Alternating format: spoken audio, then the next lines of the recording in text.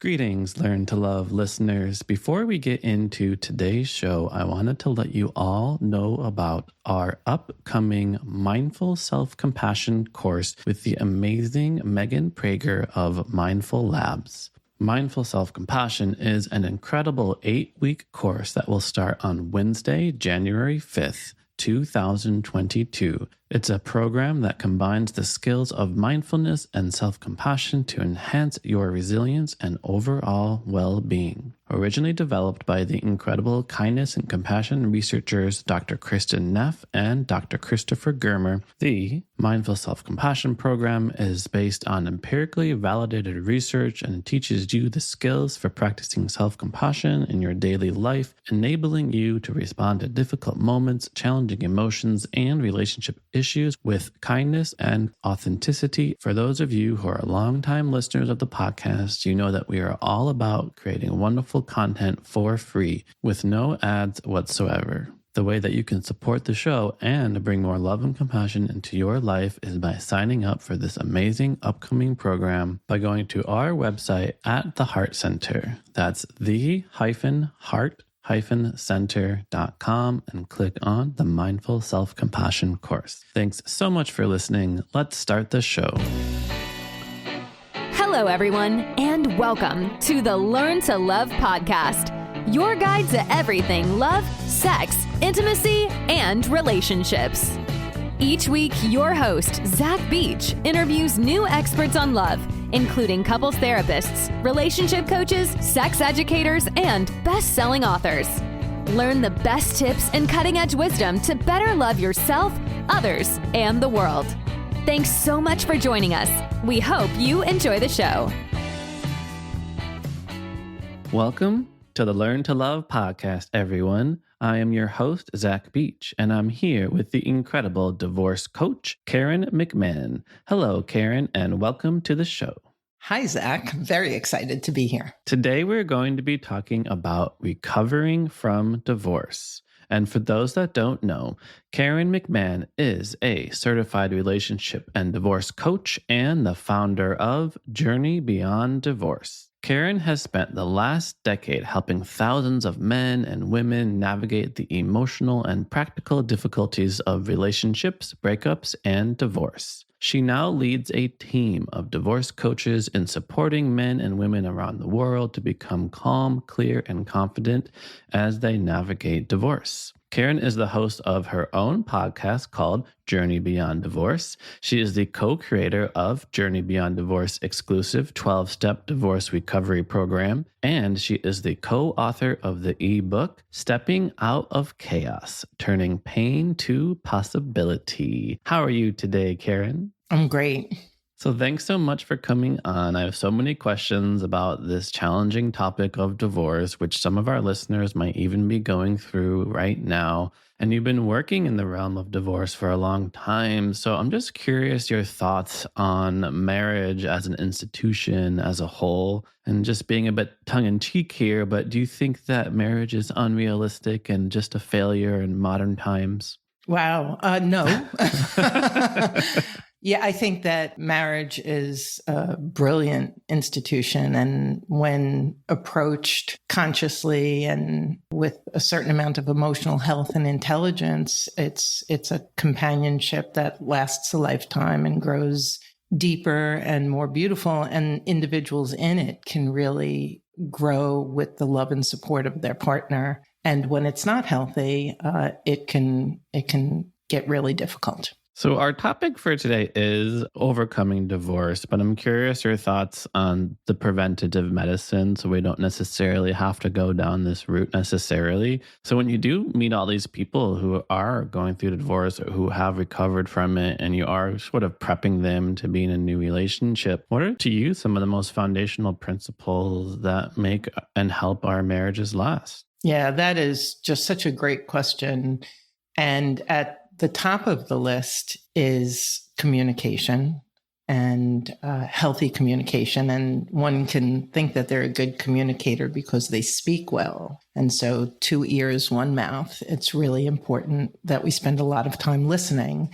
And listening not while we're creating our rebut, but truly listening with curiosity so that, especially when you're triggered, right? When things get difficult, we each come with our baggage, some larger than others. And so that listening for what the other person is feeling or needing is a vital piece. And when you have communication that's safe, and what I mean by that is there's no name calling, no blaming, no accusing, no verbal or emotional attacking, and you can feel safe, then you can be vulnerable. And that's the idea. This is your person, right? This is your man, this is your woman. And so you want to be able to be emotionally naked and vulnerable in front of that person. And so that's a key. And I would say the other key that we talk so much to our clients about is we all get triggered. I mean, we're human. We've been raised with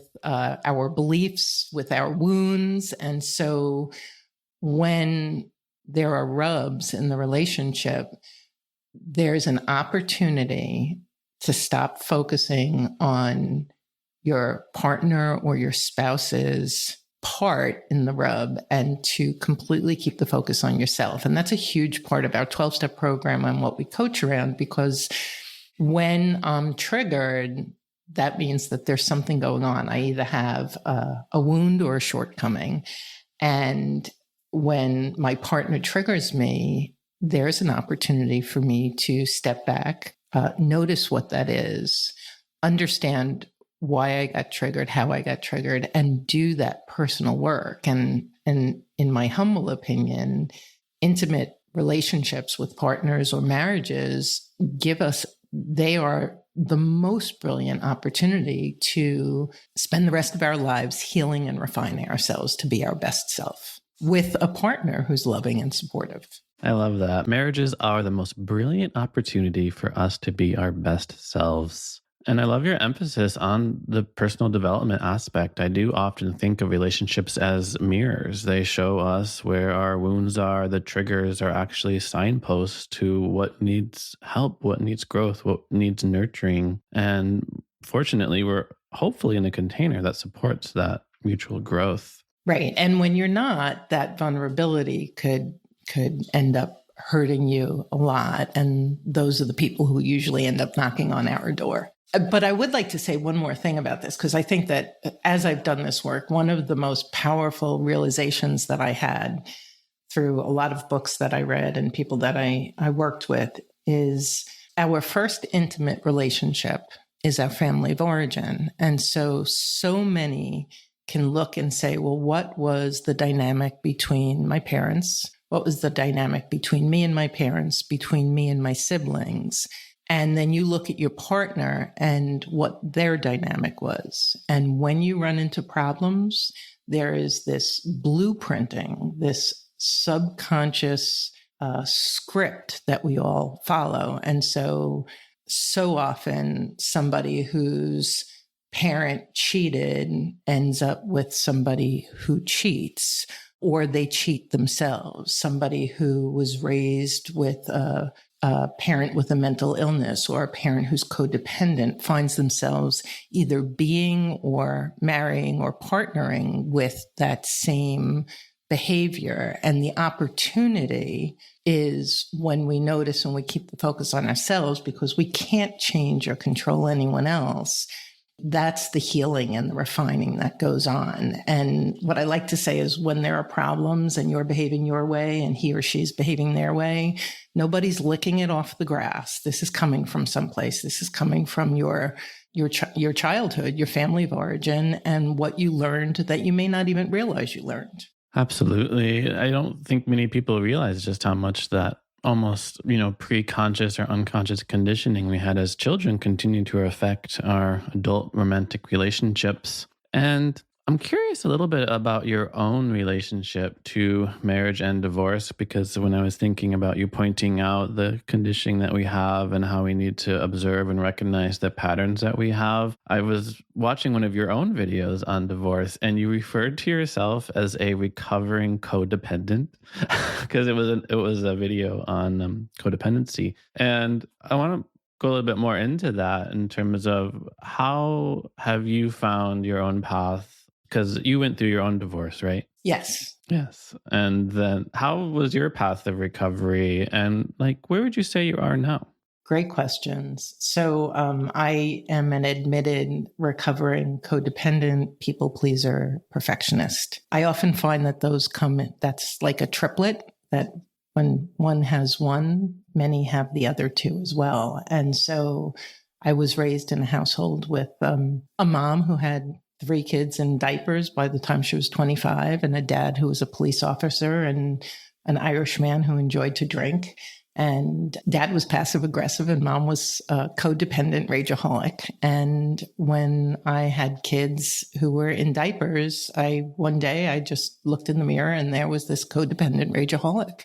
And I picked up the phone and called a therapist the next day and said, I don't like myself. And as much as I may be unhappy with my spouse, like I've got some problems to deal with. And as hard as we tried, it didn't work. And the beginning of my recovery was actually going into Alcoholics Anonymous, not Alcoholics Anonymous, Al-Anon rather, and Adult Children of Alcoholics, those 2 different programs, and the 12 steps. And that was a game changer for me because it really requires you to notice and acknowledge that you don't have control and to keep the focus on yourself and to do your own work. One of the many, and I always throw their slogans around, like, keep your side of the street clean, get off of his side of the street or her side of the street. That's not your business.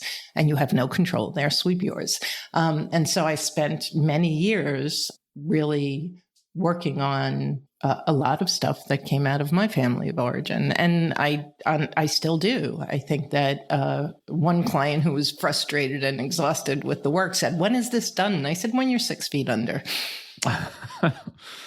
Wow. Yeah, we all have work to do. We're always going to have work to do. And the beautiful thing is when that kind of personal inner work is just making you a better person and a more healed person, who doesn't want to do it? It's all good. I appreciate you sharing your story, and it ties into what we were saying earlier about those early patterns, is that it's very true that a huge risk factor for something like domestic abuse, for example, is if you grew up in a home with domestic abuse. And the same goes for things like alcoholism or anxiety. And I think a challenge for a lot of people when they sort of gain this level of awareness of these patterns that they have in themselves is perhaps a feeling of helplessness or hopelessness or even brokenness, that they feel broken because they came from a broken home, especially when going through something as challenging as divorce. And maybe you listen to a podcast and they say, well, focus on yourself. Think about what you have been doing wrong. It can be easy to get tied up in feelings of self-blame and feeling like a failure. Very good point. How can we sort of recognize our own patterns without, feeling bad about ourselves or dropping into levels of low self-esteem? Yeah, and so many people do. So you're either blaming and accusing the other, or you're beating the heck out of yourself. And what our approach with our clients is inviting them to replace self-condemnation with self-compassion.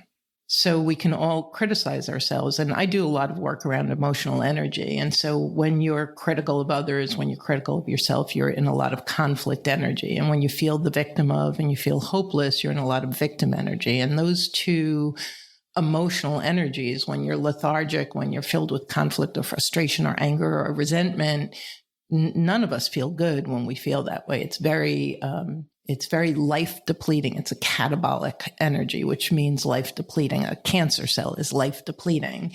And so when we're trying to get better and we're like, what the hell is my problem? And I'm such an idiot. And you're pushing yourself down and you're pulling yourself further away from where you want to be. And when you can forgive yourself and find compassion, right? I didn't lick it off the grass. I grew up with this. I'm old enough to start doing things better. And rather than pick up the bat and beat myself up, let me congratulate myself for knowing that I can do things better. And today's the beginning of the new me. And so you come at everything with kindness and gentleness and self-compassion toward yourself. And if you're in a difficult situation, the best you can toward the other person, because conflict pulls us away from where we want to be. It doesn't draw us closer to it. I do think self-compassion is so important, and it's also what's just so missing in today's world. And this kind of reminds me of some of the things I was reading about in your book, and you write about 3 essential practices to navigate the storm of divorce. You write about awareness, acceptance, and action. So we already talked a little bit about that awareness aspect of looking at our roles, looking at our conditioning. Let's talk more about the second step of acceptance. Yeah. And so the opposite of acceptance is resistance. And if you're listening and you're frustrated with, let's say for a moment, you're frustrated with your partner or your spouse, one of the things I hear the most is, I can't believe she did blank. And then the question is, has she ever done it before? Well, yeah, we're married 20 years. She does it all the time. That's resistance. And so why can't you believe it? Because I want her to be showing up differently. Okay. So acceptance is, I know she shows up this way. She's shown up this way for 20 years. I can expect her to show up this way. And if I can expect it, can I accept it? Now, when I accept it, then what I get to do is have a plan B. I get to approach it differently because I'm no longer in denial that it's going to happen. And so that's with the other person. So acceptance is something you could be in resistance that your relationship has been not working for many years. I have clients who, when I ask them, when was the last time the two of you were truly happy together? And you hear a decade and a half ago, they've been living in resistance. They've wanted it to be different. They say, it's not horrible. Everyone has their problems. Acceptance is when we really see something through the awareness and with ourselves too, and then say, okay, if I want to change myself, even the first thing I have to do is love and accept myself, right? We're back to self-compassion.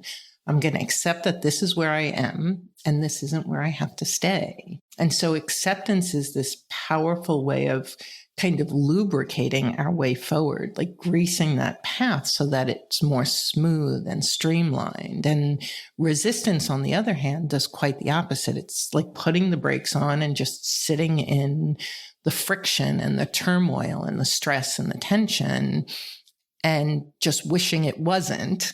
But nothing changes. And so acceptance is that opportunity to say, okay, if I can accept what is, then I start having choices. If I'm not accepting it, I can't see the choices because I'm not even accepting it. But once I accept it, then I can say, okay, what are my options? If it's a marriage, we could go to marriage counseling. We could take a break. We could have a weekly, date night with like whatever the problem is. Like you have options, but in resistance, you can't see those options. You can't see those choices. Yeah, it's interesting hearing you mention how when people are going through the divorce, it's often many years that have led up to the singular event. And this is my experience too, is oftentimes I feel like the act of divorce is a wake-up call to the previous 5, 10, 15 years that led up to the event. It almost reminds me of the legend of the frog in boiling water, where if you toss the frog in, of course, it'll jump out. But if you slowly heat it up,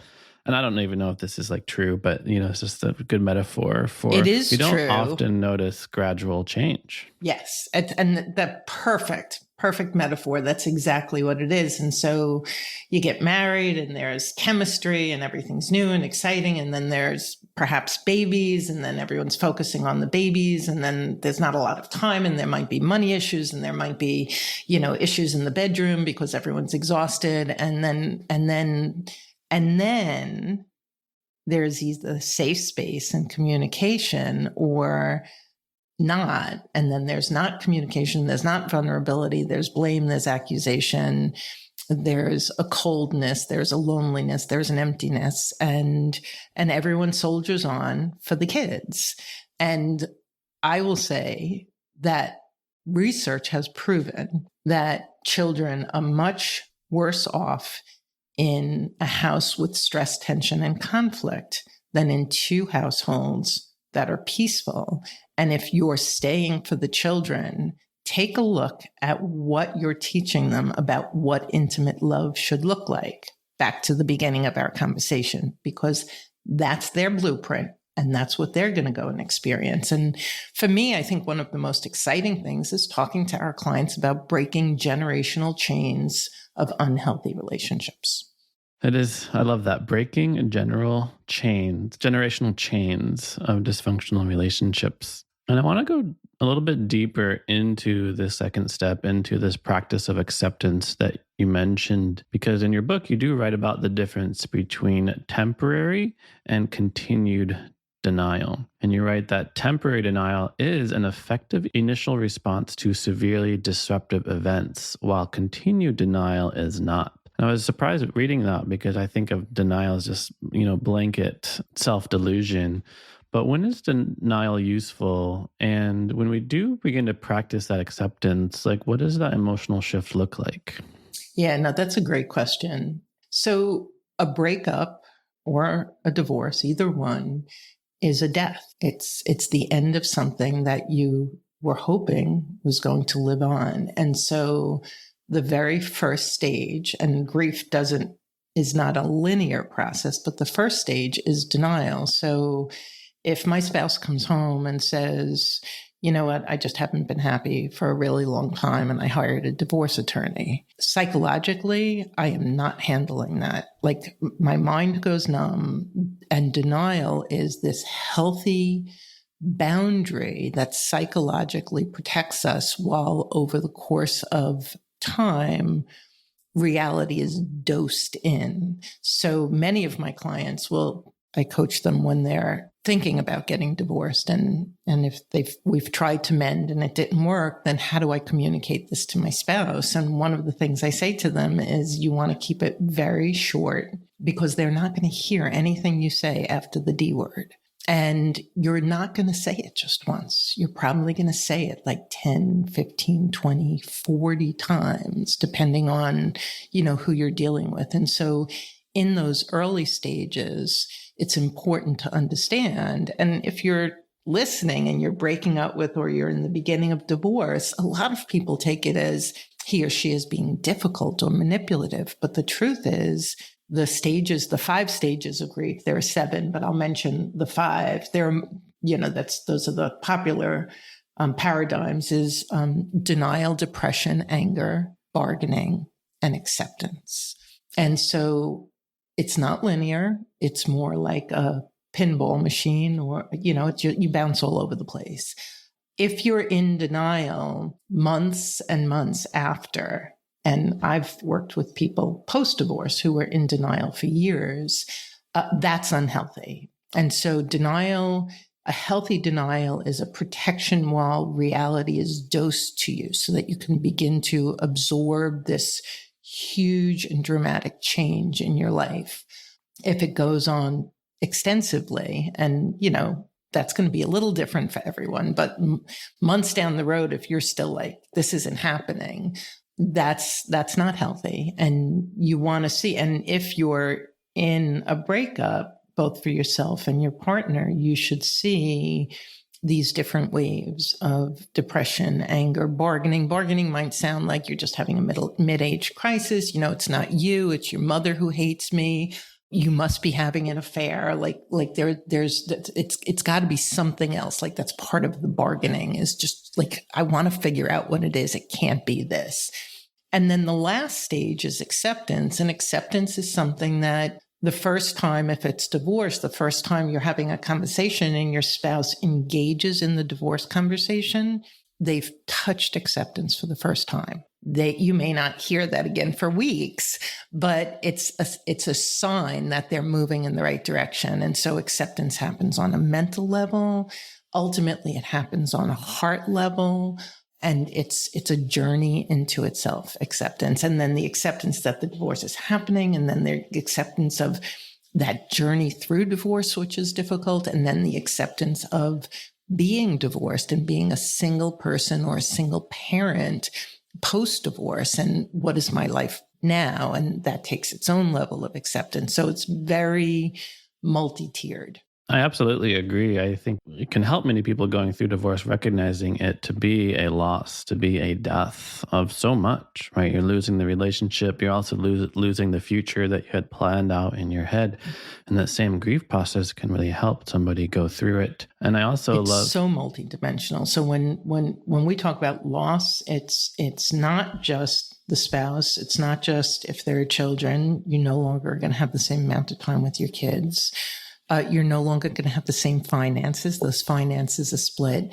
There are people in your social circle who are going to choose one or the other person. You may love your in-laws and your in-laws aren't going to be talking to you anymore, maybe.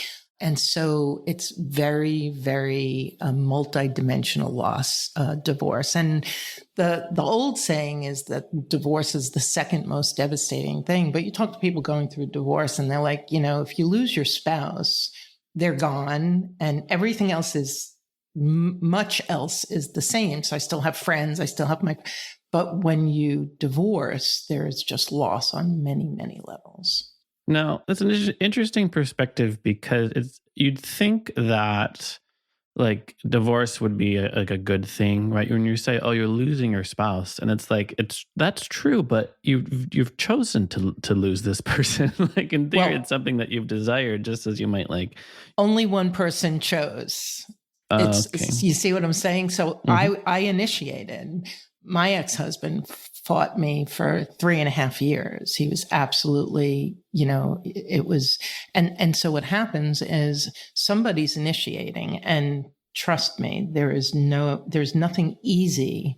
And especially with children, there is nothing easy about making that decision. That is an excruciating, heartbreaking decision. We do a whole program on should I stay or should I go? It's like the biggest decision you're going to make. But if you're the person who's being told it's over, like it or not, it's over, and you're not losing the person forever. In fact, especially if you really don't get along, you may be co-parenting with them for the next 5, 10, 15, 20 years.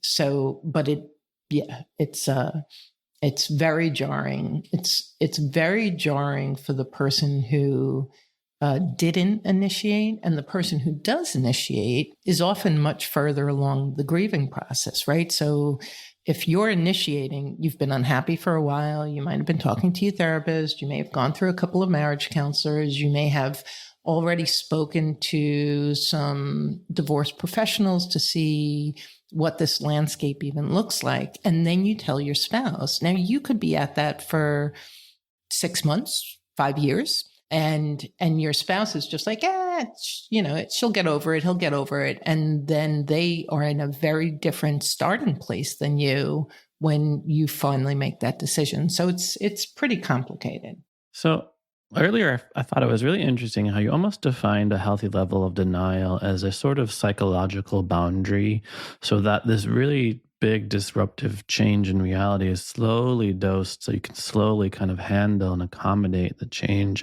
throughout your life over a slightly longer period of time. And I want to go deeper into those boundaries that we might want to set, need to set, because you do, right, and talk about the importance of setting and upholding boundaries. And I'm almost connecting this earlier when you mentioned that you yourself are a recovering people-pleasing perfectionist. And Yep. To me, that's one of the biggest, I feel like that's one of the biggest things that's hard to start. If someone is like, hey, can you help me with this? And then the people-pleasing part of you is like, absolutely, I can sacrifice everything in my life to do this.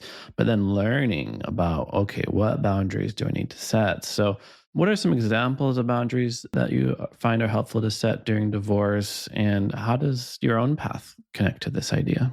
Yeah, many of us grow up in households that are devoid of boundaries. And so how would you know, right? How do you know what a boundary is? How do you describe it? How do you set it? How do you uphold it? How do you defend it? Like if I grew up in a pretty boundaryless family. So I didn't know. And healthy relationships require healthy boundaries. I would challenge anyone to show me a really healthy family that has no boundaries. And so a boundary for a people pleaser is, I'm sorry, I can't, but I wish you the best of luck. And what happens when we don't set the boundary and we're a people pleaser or a codependent, we abandon ourselves and our needs to take care of somebody else. And I want that to sink in, because when you abandon yourself, you will manifest and bring into your life other people who abandon you. And it's almost counterintuitive. It's like, if I'm a codependent and I'm out there and I'm doing everything for everyone and I'm not even on my list and I'm a giver, how could everyone not love me? And yet you're not valuing yourself. You're not honoring, you're not committing to yourself. And so you attract people who won't commit to you. They'll love you for what you do until you stop doing it. And so a boundary is saying no. A boundary is, in communication, boundaries can be choosing when to respond. So you might be in a relationship with someone who's jealous, who's texting or calling you all the time. And even if you're in the middle of your workday, they're expecting you to stop what you're doing and respond to them. It only takes 10 seconds. But the boundary is, during the workday, unless it's urgent, I won't be looking at or responding to your emails. And a boundary is, you keep accusing me of sleeping with people. There's no facts, and I am no longer going to defend myself. This is your issue that you need to work on, and I'd love to see you do that. But no, I won't be defending myself anymore. Boundaries can be on the phone. If you have somebody who is being hostile or intimidating or abusive, you can say, I'm not going to listen to this. Why don't we reconnect when you've calmed down, and I'm hanging the phone up now.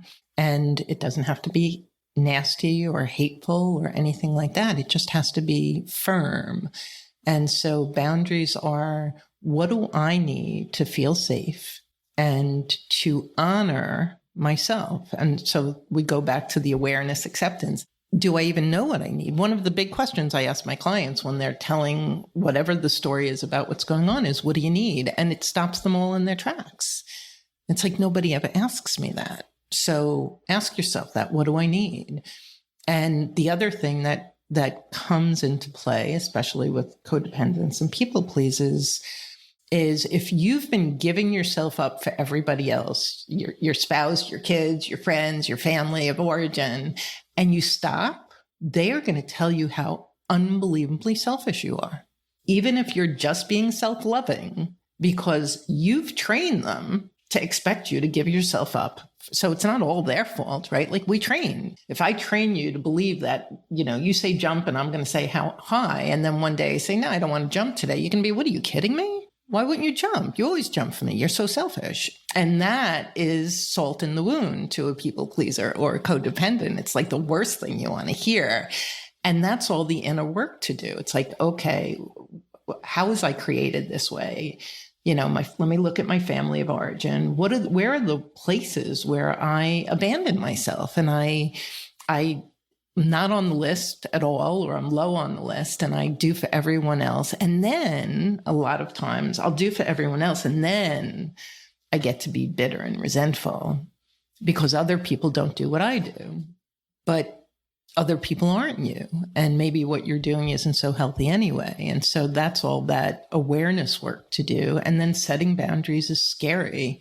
And if you don't have any experience with it, when someone argues with you, it's hard to articulate why it's a good thing. It's like you don't have the language, you don't have the experience. And so boundaries are brilliant. There's not a relationship out there that doesn't need healthy boundaries and communicating about them and agreement about them. A boundary with a couple could be, I'm an introvert. I need my space. And you're this extrovert and you always have friends over, and that's great, but this is what I need. And so I'm asking for it, and I want us to agree to, what that looks like. Yeah, it's so important. You started out by saying healthy relationships require healthy boundaries, and that applies, of course, to the relationship we have with ourselves. As if we do want to cultivate a loving, compassionate relationship to ourselves, that does require setting up boundaries, sometimes with others, so that we can give ourselves that attention that we deserve and need. And in fact, the one thing I didn't talk about that I usually do is on a very fundamental level, most people will say, Zach, you make me feel insecure. The truth is, and that's a broken boundary because nobody can make you feel something. And you can have two people experiencing the same, let me give you an example, the same short-tempered boss. So you have two people sitting in an office. The boss just has a short temper and a nasty mouth, and something went awry in the job or the project, and he or she comes out and, they begin to berate. And the person who grew up in a household with verbal or emotional abuse they shrink, they're scared, they're devastated, they're hurt. And the other person who grew up in the healthy household sees it differently and might even wait a little while and then go into the boss and say, look, it sounds like this is like really triggering for you. I just need you to know that you can't talk to me that way. Like I won't be in a situation where I'm spoken to that way. And so can we sit down and come up with a better way of handling these things? Exact same thing, but very different reactions. And so somebody doesn't make you feel, somebody behaves, and as a result you feel. And so that what sounds like just a play on words is huge, because if I believe that you and everyone else in the world can make me feel, then I'm a puppet to the world. Like, where is my agency? And so when I can say, wow, if somebody triggers me and I feel something, I can let them go for the moment and I can do that work of, why did that scare me? Why did that infuriate me? Why did that trigger me in a way that I shut down, whatever the case may be? And that's me. That's my reaction. And the other person has their part. Screaming and yelling is not acceptable, but they didn't make you feel. You feel what you feel, and that's your work to do. And in relationship, that's huge when both people can own, or you made me do it. If you didn't do X, I wouldn't have done Y. Sorry. Doesn't work that way. Nobody puts a gun to your head. Nobody makes you do or makes you feel. And that, if you just take that piece away and work with that, it could be a game changer in a relationship. Yeah, I resonate so much with what you're saying. It even reminds me of some of my own experiences in relationships. Is growing up, like, I feel very lucky that there was never any yelling in my house. Like, even if someone was in another room and I was like, Mom, and she'd be like, if you want to talk to me, walk to me. We can talk in a normal voice. So I remember being in a relationship with somebody who grew up in a household where people yelled at each other all the time. And then I remember her yelling at me, and I was like, I understand this is a normal way for you to communicate, but I don't want to be in a partnership where there's yelling all the time. And that for me was just a really healthy boundary to set. Yes. Yes. So I want to combine some of the things you're saying with what you mentioned earlier, because you mentioned the challenge of co-parenting after divorce. And I think that this can sometimes fly in the face of boundaries that we want to set. Oftentimes we go through divorce and we don't want to see the person ever again, but then we have to co-parent and deal with mutual responsibilities. Even recently, I had a friend who has gone through a divorce, and it's been quite challenging for her to navigate things around COVID because her ex-husband, in her opinion, is quite careless about the virus and about responses to the pandemic. And obviously, somebody's behavior around a contagious disease can greatly affect you, and if they share a child, right? So it's really challenging.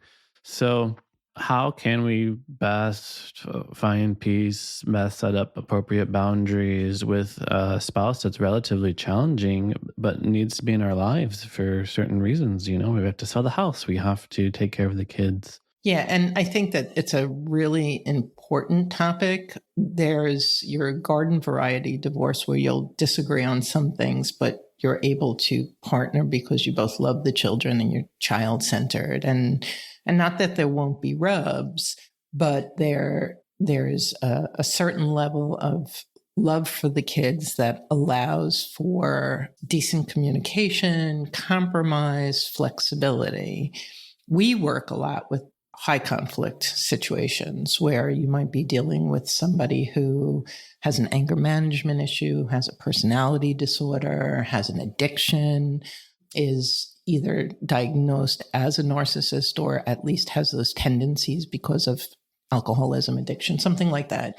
And that's where you have people who are like, God, I never want to see or talk to you again, but we've got these little people. And that often requires what we call parallel parenting instead of co-parenting. And so in a co-parenting situation, you might be able to sit down with your ex and say, okay, Billy cut school, and can we agree on what the consequence is, and can it be equal in both houses? Or, when there are test days coming up, can we agree that, this is what the kids have to do? You're never going to do that in a co-parenting relationship with a high conflict personality. And in those cases, and that was my situation, and so I feel very strongly that you can live in peace and joy, even though you've divorced a high conflict personality. And it means that you have to get super clear on the fact that you are never changing that person. You wouldn't be divorced if you could. So let it go. Just really, really let it go. And the COVID situation has been really interesting for us. I'm just going to put that aside because now we're talking about the health and wellness of our kids. Most situations, like, what do you mean they're having Fruit Loops for dinner or staying up until 1 o'clock in the morning playing Game Boy or whatever? You have no control over what happens in the other household. And so he or she has their rules in their household and you have yours in your household. And you sit the kids down and you say, look, there are different rules and your children are going to be dealing with teachers with different rules, coaches with different rules, bosses with different rules. This is not a horrible thing for them to come to terms with. Children are very smart. They'll play one parent off of the other.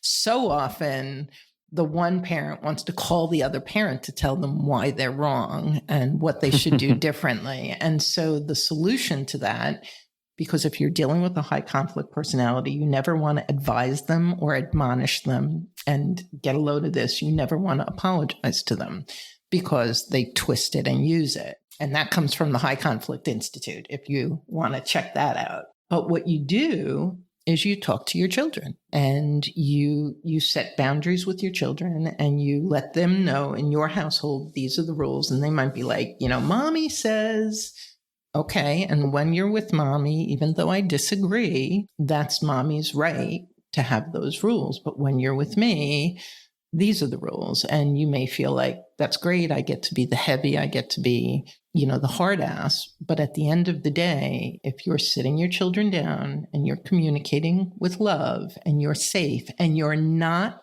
bashing the other parent, of which your children are 50%, you will become the safe parent that they come to and they talk to. So even if it turns out that in the beginning, daddy is daddy Disney and all play, and you're the rule maker, there are other things that come with that high conflict personality that will be challenging for your children, and they're not going to talk to you unless you're safe. And if you're bashing their other parent, they're not going to have anybody to talk to.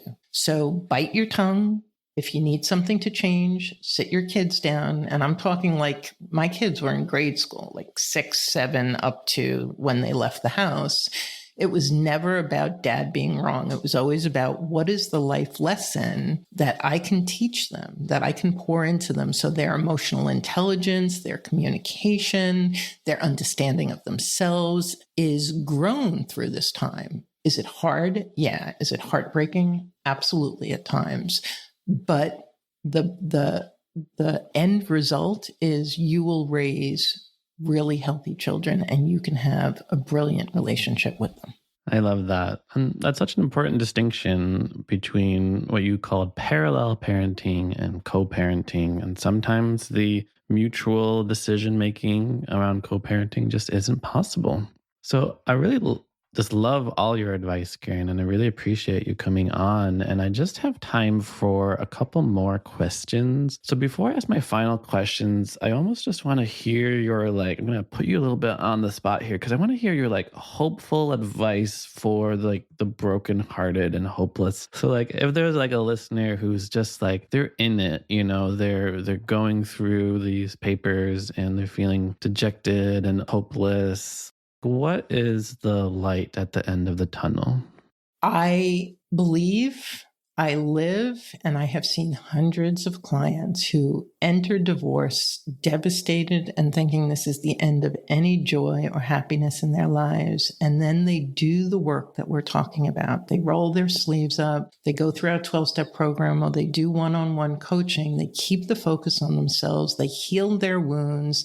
They refine their shortcomings. And I just had a fellow say to me, I never thought I would say this. This miserable year and a half is the best thing that ever happened to me. And I am so excited about the human being that I am and about what's ahead of me. And in fact, one of our series within Journey Beyond Divorce is called Voices of Celebration. And we interview former clients who say, this was my fears, this was my situation, this was my hot mess. And look at where I am now. And I would say 98% of the people that we work with who stick with the work emerge with that perspective. And that doesn't mean that life is a cakewalk. It just isn't. I believe that whatever we learn and however we grow, we are then faced with the next mountain that's a little higher, and we're well equipped and we're going to grow and learn. And then there'll be the next that is a little higher and we're well equipped. I love that. And it's so true that so many crises in our lives end up being wake-up calls, right? I wouldn't wish something like cancer onto anybody, but I know many people that have gone through intense physical challenges and coming out of it with just this huge appreciation on life, right? And so too is, that divorce is also that wake-up call, and people are entering into a new phase of freedom in their life, one where they're more recovered and healthy than they have been before. Many, many find their next chapter is their best chapter. That's so wonderful. Well, thank you so much, Karen McMahon, for coming on to the show. And I have to finish by asking you the same question I ask all of my guests, which is, what do you wish everyone knew about love? Gosh, that love all by itself is not enough. And that the work that you do from the time you fall in love and through the difficult times is what grows depth and value and quality of relationship with that person you love. Wonderful sentiment. Thank you so much, Karen. I appreciate all your lovely advice and your hopeful wisdom for anyone going through this incredibly challenging time in their life. No one wanted it, this aspect of divorce, but it can be a wake-up call for healing and growth. And for our listeners who want to learn more about you and perhaps work with you, how can they find you? Journey Beyond Divorce is our website and our podcast. And we offer a free rapid relief call, a free 1-hour coaching session to anybody who reaches out, so you can see if the support we offer it works for you. And so you can go to our website and book that call right at the top of the homepage. Wonderful. Thank you so much, Karen, for coming on to the show. And thank you, listeners, for listening to the show. We hope you remember many of the important and valuable lessons we learned today, including a wonderful way to prevent yourself from going on the path of divorce is to create a safe place for strong, intimate, and vulnerable communication to happen. But if you do end up on this road, be sure to replace condemnation with self-compassion. Be sure to remember the 3 steps of awareness, acceptance, and action. And don't forget that healthy relationships require healthy boundaries, including the relationships we have with ourselves. So if you yourself are a people-pleasing perfectionist, then setting appropriate and healthy boundaries for yourself is a wonderful way to step out of that paradigm. And sometimes we have to shift from co-parenting to parallel parenting. And kids are smart. And if you lay down the rules in your household, then they'll understand and follow them.